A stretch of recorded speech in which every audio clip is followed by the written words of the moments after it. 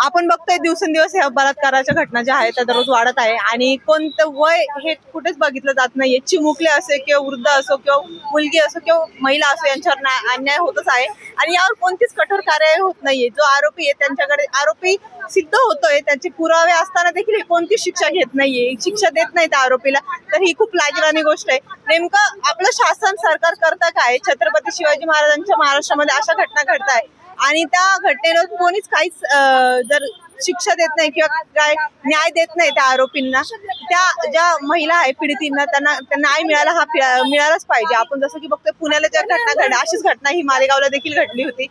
लोक जेव्हा ह्या घटनेसाठी रस्त्यावर उतरतात तर तुम्ही त्यांच्यावर लाठीचार्ज करता. आपण पुण्याला बघितलं जेव्हा आंदोलन झालं तेव्हा त्या आंदोलनामध्ये जे लोक होते त्यांच्यावर लाठीचार्ज करण्यात आला पोलिसांकडनं आणि आरोपी हा सिद्ध झालेला आहे. 1-1.5 तासात आरोपीला पकडण्यात यश आलेले पोलिसांना देखील. मग तुम्ही फाशी द्यायला का नाही म्हणताय? त्या आरोपी ऑलरेडी 4 वर्ष तो आरोपी जेलमध्ये होता. त्यांनी त्याच्या सख्या भावाच्या मुलीवर बलात्कार केलेला होता आणि परत त्यांनी ही असं कृत्य केलं म्हणजे त्या आरोपीने त्याच्या मनात कोणतीच भीती राहिलेली नाही, कोणताच न्याय कानून त्या व्यक्तीला माहिती नाही म्हणून त्यांनी आज ही घटना हे कृत्य केलेलं आहे.